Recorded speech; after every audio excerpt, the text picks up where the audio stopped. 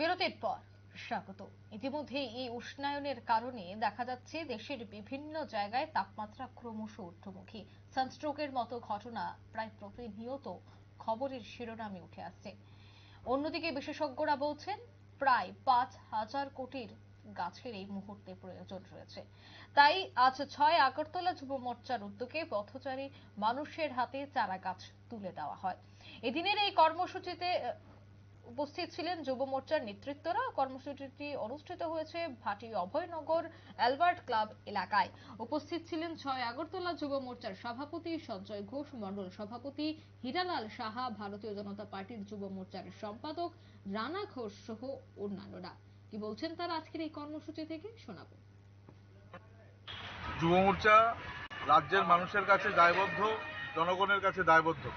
যুব মোর্চা বরাবরই আপনারা লক্ষ্য করেছেন এই রাজ্যের বুকে বিভিন্ন সময় যত সময় প্রতিকূল পরিস্থিতি এসছে, যুব মোর্চা মানুষের পাশে দাঁড়িয়েছে। সেই কোভিডের সিচুয়েশনের সময় থেকে শুরু করে এখন পর্যন্ত এই যে রৌদ্রের তীব্র দাবদাহ, সারা দেশ জুড়ে একটা উষ্ণ আবহাওয়া চলছে, সেই থেকে পরিত্রাণ পাওয়ার জন্য সারা রাজ্য জুড়ে যুব মোর্চা ইতিমধ্যে বিভিন্ন কর্মসূচি হাতে নিয়েছে। লক্ষ্য করেছেন আপনারা, ঠান্ডা পানীয় বিতরণ থেকে শুরু করে তরমুজ বিতরণ এবং 7 দিন ব্যাপী আমরা যে বৃক্ষরোপণের কর্মসূচি হাতে নিয়েছিলাম সেটা ইতিমধ্যে শেষ হয়েছে। কিন্তু আমাদের বার্তা যে এই 7 দিনের পরেও এই রাজ্যকে আমরা সবুজ ত্রিপুরা, একটা নির্মূল ত্রিপুরা রাজ্য যতদিন পর্যন্ত না বানাই, আমাদের এই কর্মসূচি চলবে।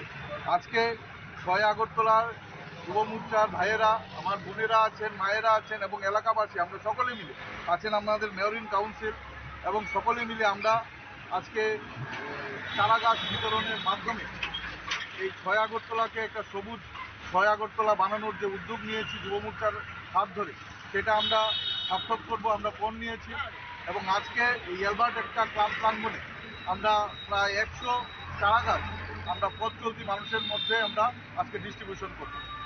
এরকম কর্মসূচি কি আগামী দিনে চালু থাকবে? অবশ্যই আমাদের কর্মসূচি রাজ্য জুড়ে চলছে, আমরা ইতিমধ্যে আপনারা দেখেছেন।